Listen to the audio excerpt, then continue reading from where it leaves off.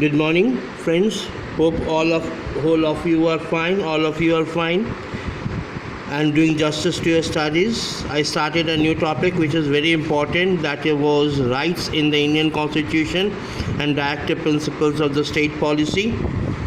And I gave you some features of fundamental rights. Fundamental rights, your Maulik Adhikar, are very important. And Maulik Adhikar, your fundamental rights, supports your personality development. Without rights, you are unable to develop yourself. And I repeat, which I gave you 2 days ago, that was features of fundamental rights, and I gave you the question answers for your homework.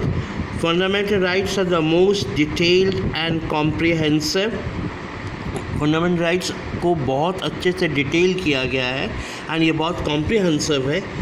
Fundamental rights are limited, it's are not unlimited. All citizens are equally entitled to fundamental rights and fundamental rights are both of positive and negative nature. You said that what do you mean by negative nature? Positive is one side, and what do you mean by negative nature? It's a negative nature. What negative nature means, when you have one right and you put it onto the negative side. When we put it into the negative side, for example, government gives you power of expression. And power of expression means you want to say something if something is happening to wrong with you, but you put it your aspects towards anti-government activities, and you say and you abuse somebody, and then you say that is my power of expression. That is a negativity. So it's depend on you how you take it. Right. So then what I told you about the classification, I'm repeating the concepts of the fundamental right. Right to equality, that is Article 14 to Article 18. Then right to freedom from Article 19 to 922. Then rights against exploitation. Then now these three. First is right to equality. We are all equal before the law. We are all equal. Everyone is having 6 fundamental rights. It means equality is there, and law treats us equal. That is right to equality. कोई बड़ा कोई छोटा नहीं है, कोई धर्म किसी से बड़ा या छोटा नहीं है, सभी समान है भारत वर्ष के कानून के आगे. Then rights to freedom. You are free. You are free to move from one place to another. You are free to express yourself. You are free to choose any type of religion. You are free to marry anyone. You are free to vote any party. Right? There are many types of freedom. So these are right to freedom, etc., etc. Then right against exploitation. It is from Article 23 to 24. Exploitation means that begari. Suppose example is there that if someone is working for you, then you have to pay his compensation. Means you have to pay him back. By any term, you have to pay him because he is working for you. So you can't exploit it. You can't exploit. One limited time is there. Some freedom is there. You have to give. Right. That is, for example, servant is working in your house, and you're not giving him any type of payment. It means you are exploiting him. Right. Then right to freedom of religion. Freedom of religion means that India is a secular country. Secular country means every religion is equal to each other. In fact, India is having no religion. For example, Indian president, the first citizen of India, he was a Muslim also, he was a Sikh also, right? So he was a Hindu also, he was from many other states also. So in fact, India is having no religion. So India is a secular country. You can go to Mandir, Masjid, Sikh, Gurdwara, anywhere you want. The state has no concern with it. Then I gave you right to freedom of religion, and I defined you also.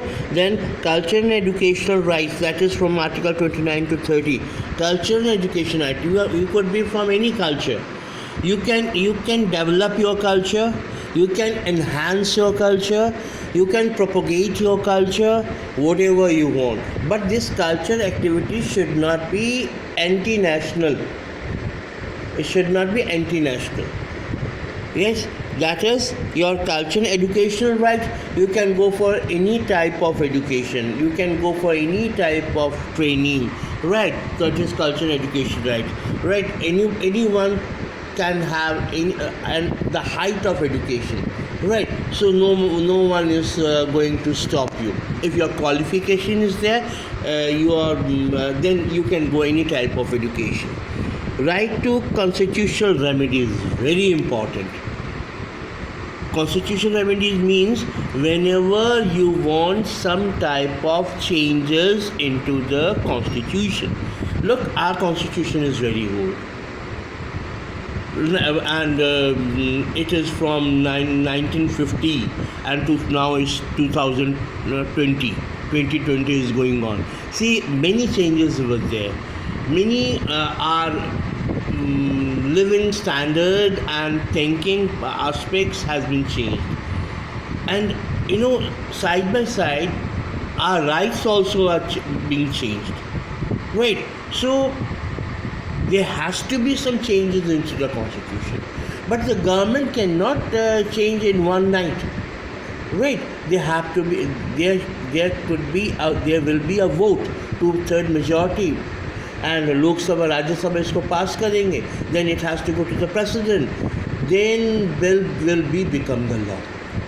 It's a long process, debates are there, so it's a long process, but changes could be there, right? So we have the right, that also right to constitutional remedies. Then I told you 2 days ago that importance of fundamental rights. Right, if our country is a democratic country, then we have to have our fundamental rights, Maulik Adhikar. Without this, you cannot develop. Without this, our country could not be a democratic country. Democracy is there, parallel to your fundamental rights are there. So 6 fundamental rights, everybody is equal before the law. So these all are the things. So fundamental rights. Then Supreme Court is a guardian of fundamental rights. Look, Supreme Court. If any state, and any government which is not giving you the fundamental right, you cannot. If you don't want to go to any lower courts, and you directly go to the Supreme Court, and Supreme Court acts as a guardian of your fundamental right. One was Kasab, he was a terrorist. I'm giving an example, very important example, an interesting example. Ajmal Kasab, I remember the complete name. And he was a Pakistani, he was a terrorist. He killed many people in Mumbai terminal, right? What happened? 7 years, he was 4 or 7 years, he was in jail.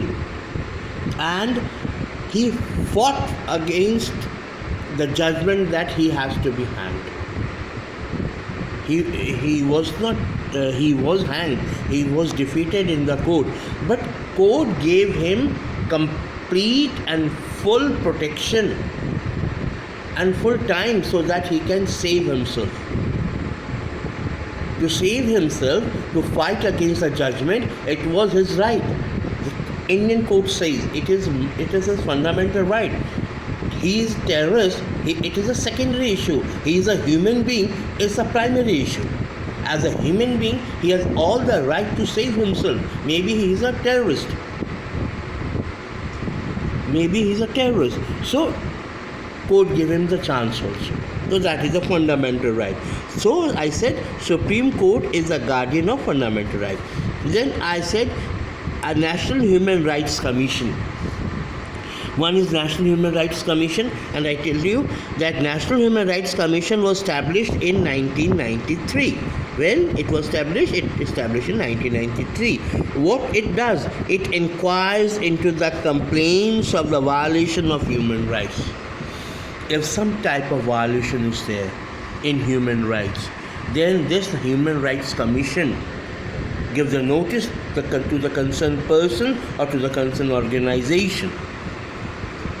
It's a guardian against your human right, against if some violation of human right, guardian against violation of human right. So then is directive principles. I told you about the directive principles earlier also. So directive principles, the principles on which direction is there, so that any state could be the best state to serve its citizens.